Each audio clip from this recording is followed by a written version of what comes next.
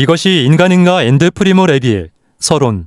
홀로코스트의 증언 프리모 레비 프리모레요. 1919-1987는 이탈리아의 화학자이자 작가로 아우슈비츠 생존자로서 자신의 경험을 문학으로 승화시킨 20세기의 가장 중요한 증언 작가이다. 이것이 인간인가 SE 퀘스트 1 유모. 1947는 그의 첫 번째이자 가장 유명한 저작으로 1944년부터 1945년까지 아우슈비츠 제3수용소 모노위치에서 겪은 경험을 담담하고 냉정하게 기록한 회고록이다. 이 책은 홀로코스트 문학의 고전이자 인간 존엄성과 극한 상황에서의 도덕성에 대한 철학적 성찰을 담고 있다.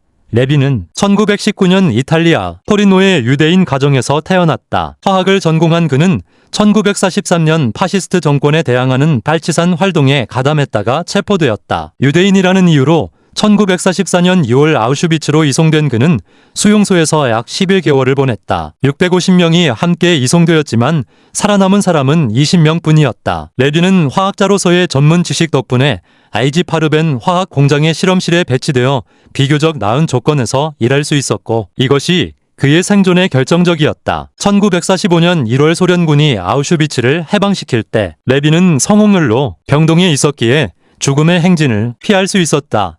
해방 후 레비는 토리노로 돌아와 화학자로 일하면서 자신의 경험을 글로 쓰기 시작했다. 그는 자신이 경험한 것을 증언하고 기록해야 한다는 강박에 가까운 사명감을 느꼈다. 이것이 인간인가는 1947년 작은 출판사에서 출간되었지만 처음에는 큰 주목을 받지 못했다. 당시 이탈리아 사회는 전쟁의 상처를 잊고 싶어 했고 홀로코스트에 대한 관심도 낮았다. 그러나 1958년 대형 출판사에서 재출간되면서 점차 인정받기 시작했고 오늘날에는 홀로코스트를 이해하는데 필수적인 텍스트로 평가받는다기 인간성의 파괴 시스템 레비가 목격하고 경험한 아우슈비츠는 단순한 살인 공장이 아니라 인간성을 체계적으로 파괴하는 시스템이었다. 수용소에 도착한 순간부터 죄수들은 인간으로서의 정체성을 박탈당했다. 이름은 숫자로 대체되었고 레비는 174517번이었다. 머리카락이 깎이고 개인 소지품이 몰수되었으며 줄무늬 수용복을 입혀졌다. 외모만이 아니라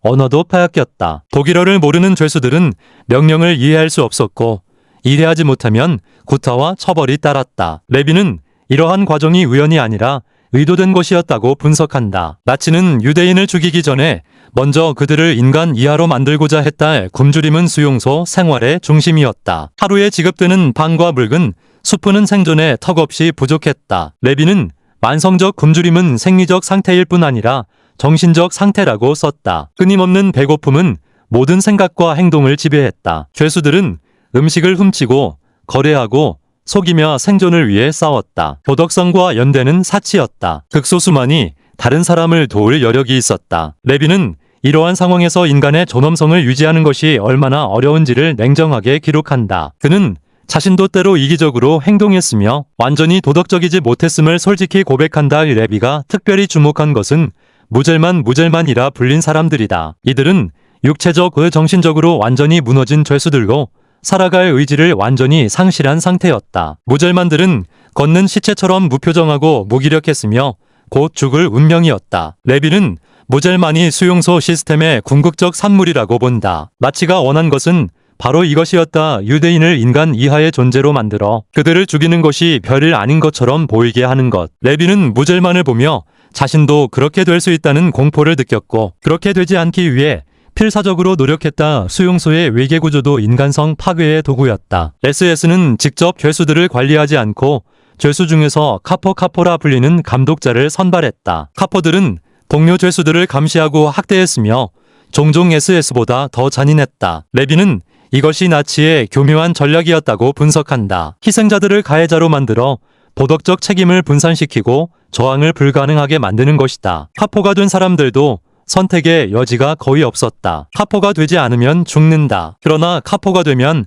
다른 사람을 괴롭혀야 한다. 레비는 이러한 딜레마 속에서 단순한 선악 구분이 불가능함을 보여준다. 3. 생존의 전략과 인간성이 저항. 레비는 자신이 어떻게 살아남았는지를 분석한다. 첫째, 운이었다. 화학 지식 덕분에 실험실 일을 할 수 있었고 이는 추위와 중노동에서 벗어날 수 있게 했다. 해방 직전 성홍열에 걸린 것도 역설적으로 행운이었다. 건강한 죄수들은 죽음의 행진으로 끌려갔고 대부분 죽었지만 병동에 남은 레비는 살아남았다. 둘째, 작은 친절과 연대였다. 레비는 로렌초라는 이탈리아인 민간 노동자로부터 몇 달간 빵과 옷을 받았다. 로렌초는 아무 대가 없이 레비를 도왔고 이는 레비에게 아직 선한 인간이 존재한다는 희망을 주었다. 또한 동료 죄수 알베르토와의 우정도 중요했다. 두 사람은 서로를 격려하고 물건을 나누며 생존했다. 셋째, 지적 정신적 활동의 유지였다. 레비는 단테의 신곡 구절을 암송하고 친구에게 이탈리아어를 가르치며 인간성을 지키려 했다. 그는 특히 단테의 울리세스 이야기를 기억하며 당신들은 짐승처럼 살도록 태어난 것이 아니라 미덕과 지식을 추구하도록 만들어졌다는 구절에서 위안을 얻었다. 이것은 레비에게 자신이 여전히 인간이며 생각하고 느낄 수 있는 존재임을 상기시켰다. 넷째, 관찰하고 기억하려는 의지였다. 레비는 처음부터 자신이 본 것을 증언해야 한다는 사명감을 느꼈고 세부 사항을 기억하려 노력했다. 이러한 미래 지향적 목적의식이 생존 의지를 유지하는 데 도움이 되었다. 레비는 수용소에서도 인간성을 완전히 잃지 않은 사람들의 이야기를 기록한다. 자신의 빵을 나눈 사람, 약한 동료를 도운 사람, 존엄성을 지키려 애쓴 사람들. 이들은 소수였지만 극한 상황에서도 선택이 가능함을 보여주었다. 레비는 인간은 자신의 조건을 뛰어넘을 수 있다고 썼다. 동시에 그는 이러한 도덕적 영웅주의를 낭만화하지 않는다. 대부분의 사람들은 생존을 위해 이기적으로 행동했으며 이것이 비난받을 일은 아니다. 레비는 극한 상황에서의 도덕성을 판단하는 것이 얼마나 복잡한지를 보여준다. 안전한 곳에서 희생자들의 선택을 판단하는 것은 오만이다. 레비는 또한 회색지대 조나 그리지아 개념을 제시한다. 순수한 희생자와 순수한 가해자 사이에는 광범위한 회색지대가 존재한다. 카포, 통역, 특수부대 손더콤만도 등은 이 지대에 속한다. 그들은 희생자이면서 동시에 가해자였다. 레비는 이들을 단순히 비난하지 않는다. 그들도 선택의 여지가 거의 없는 상황에 놓여 있었다. 진정한 책임은 이러한 상황을 만든 나치에게 있다. 레비의 이러한 분석은 홀로코스트의 도덕적 복잡성을 이해하는데 중요한 통찰을 제공한다유사 증언의 의미와 책임. 레비가 이 책을 쓴 이유는 증언하기 위해서였다. 그는 죽은 자들을 대신하여 그리고 세상이 알아야 할 진실을 전하기 위해 썼다. 그러나 레비는 증언의 한계도 인식했다. 진정한 증인은 바다까지 내려간 사람들, 모젤만들이지만 그들은 살아남지 못했다. 생존자들은 어느 정도 특권적 위치에 있었기에 살아남을 수 있었다. 따라서 생존자의 증언은 불완전할 수밖에 없다. 최악의 경험을 한 사람들은 말할 수 없고 말할 수 있는 사람들은 최악을 경험하지 않았다. 이것이 홀로코스트 증언의 역설이다. 레비는 또한 언어의 불충분성을 지적한다. 아우슈비츠의 경험은 기존 언어로 완전히 표현할 수 없다. 굶주림, 공포, 굴욕이라는 단어는 일상적 경험을 지칭하지만 수용소에서의 그것과는 질적으로 다르다. 레비는 우리의 언어에는 이 모욕을 표현할 단어가 없다고 썼다. 그럼에도 불구하고 그는 가능한 한 정확하게 묘사하려 노력한다. 그의 문체는 감정적이지 않고 냉정하며 과장하지 않고 사실적이다. 이러한 절제된 서술이 오히려 더 강렬한 감동을 준다. 레비는 독자의 동정을 구하지 않으며 단지 사실을 제시한다. 레비는 생존자로서의 죄책감도 표현한다. 왜 자신은 살았고 다른 더 나은 사람들은 죽었는가? 이러한 생존자의 죄책감. 서바이버즈 길트는 많은 홀로코스트 생존자들이 겪은 감정이다. 레비는 자신이 특별히 용감하거나 도덕적이어서 살아남은 것이 아니라고 본다. 단지 운이 좋았을 뿐이다. 그는 죽은 자들에 대한 빚을 느꼈고 그들을 기억하고 증언하는 것이 자신의 의무라고 생각했다. 이 책을 쓰는 것은 그에게 치유의 과정이자 도덕적 책임의 이행이었다. 레비는 또한 기억의 중요성을 강조한다. 이것을 기억하라. 이것이 일어났다는 그의 메시지는 단순한 과거 회고가 아니라 미래를 위한 경고이다. 홀로코스트는 다시 일어날 수 있다. 인간성의 파괴, 혐오의 확산, 무관심과 침묵은 언제든 새로운 재앙을 낳을 수 있다. 레비의 증언은 과거의 기록이자 미래를 위한 교훈이다. 그는 독자들에게 묻는다. 이것이 인간인가? 이 질문은 희생자들만이 아니라 가해자들, 방관자들, 그리고 우리 모두에게 던져진다. 인간이란 무엇인가? 어떤 상황에서도 지켜야 할 인간성의 핵심은 무엇인가? 결론. 레비의 유산 이것이 인간인가는 홀로코스트 문학의 고전일 뿐 아니라 인간 조건에 대한 철학적 성찰이다. 레비는 화학자로서의 명료함과 작가로서의 감수성을 결합하여 극한 상황에서의 인간을 분석했다. 그의 책은 단순히 나치의 만행을 고발하는 것을 넘어 인간성의 본질, 도덕성의 한계, 악의 평범성 등 근본적 질문을 제기한다. 한나 아렌트의 악의 평범성 개념과 유사하게 레비는 홀로코스트가 괴물들이 아니라 평범한 사람들에 의해 수행되었음을 보여준다.